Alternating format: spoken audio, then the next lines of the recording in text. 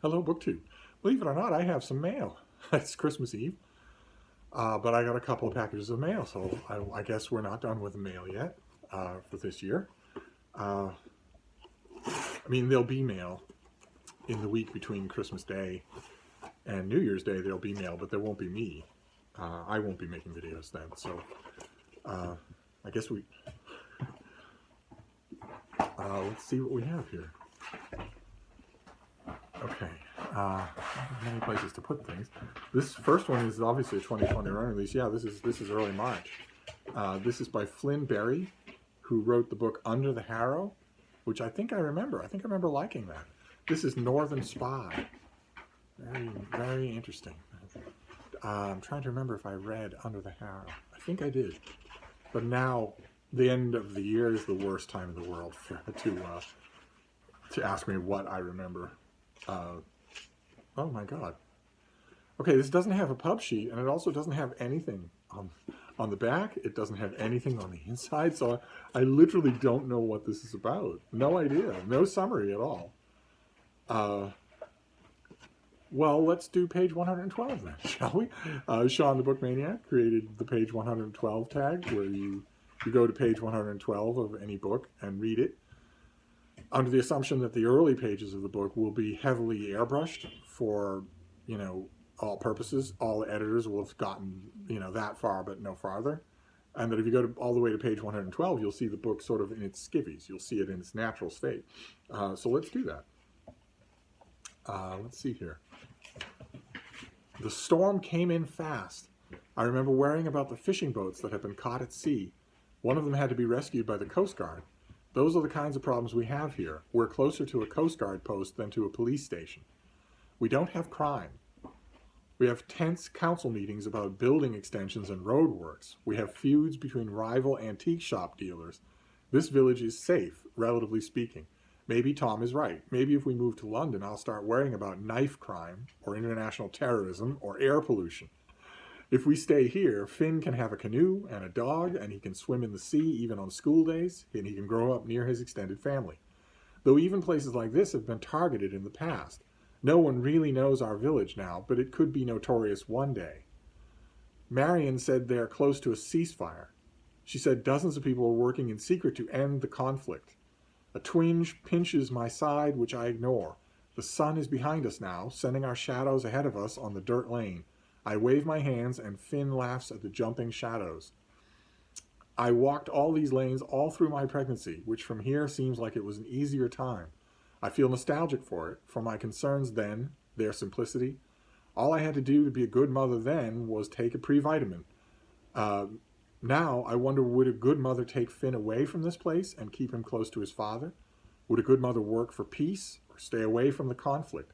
Would a good mother be preoccupied with terrorism during every minute she has spent with her son this week? I don't want my son to have to forgive me for anything, but I can't even tell what might be, so how could I avoid it? Okay, well, that has a nice directness, and the character tells us at the beginning of that, page 112, that there's no crime whatsoever in the village, and then spends the rest of the time worrying about a conflict. And that plus the name of the boy leads me to wonder if maybe the conflict is Northern Ireland. So maybe this is set around the time of Northern Ireland. But that was fairly direct, fairly good. I would probably keep reading that. So I don't know what more I would tell you. That you can look it up. You can look it up online and see what it is. But I don't know what more to tell you about it because I have no information from it whatsoever. But the next thing is a box. So that could be a finished copy. If it's a finished copy, it'll have more information. Let's see here. Yeah, this is a finished copy. I feed the boxes to the baby bean.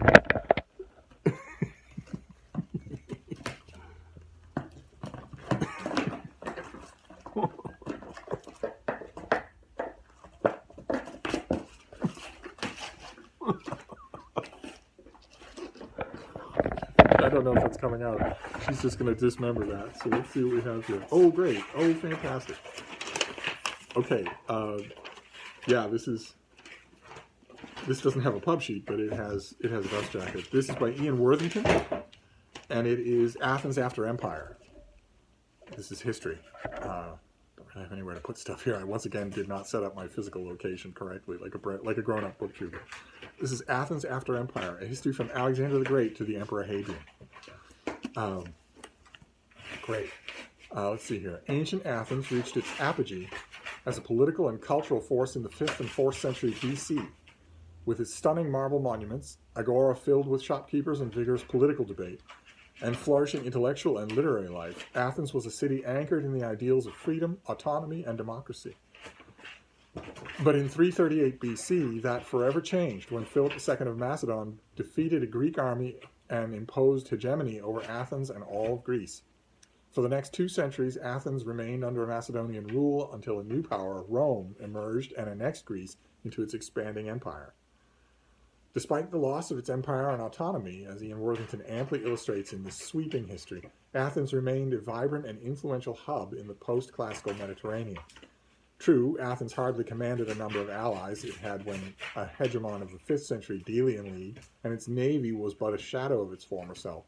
But Athens recovered from its perilous position in the closing quarter of the 4th century and became once again a player in Greek affairs, even during the Roman occupation.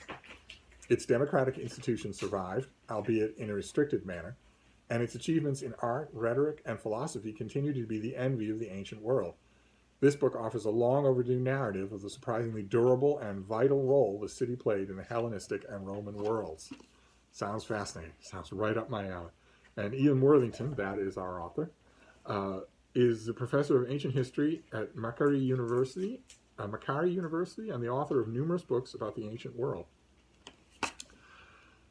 Fantastic. Okay, and this has a blurb from Robin Waterfield, whose name has come up on this channel as a translator of Oxford Bowl of Classics. So a work of history. I don't have, I just have an invoice here, which isn't going to tell me anything. I don't know when this comes out. I'm assuming if it's a finished copy from Oxford, that this is probably out already. Or if not, that it comes out in early January. They tend to be a little bit closer to their release dates than a lot of publishers. But I could be wrong. I'll have to look it up and stick a little piece of paper in there to remind me. But anyway, that is our little Christmas Eve book haul. So we have Northern Spy and Athens After Empire, fiction and nonfiction. Both probably 2021 releases, but I imagine Athens After Empire is much sooner. And there you go. That is our mail for the day. I don't think anything else will be coming. So I'm going to wrap this up for now, but I'll be back. Thank you, BookTube.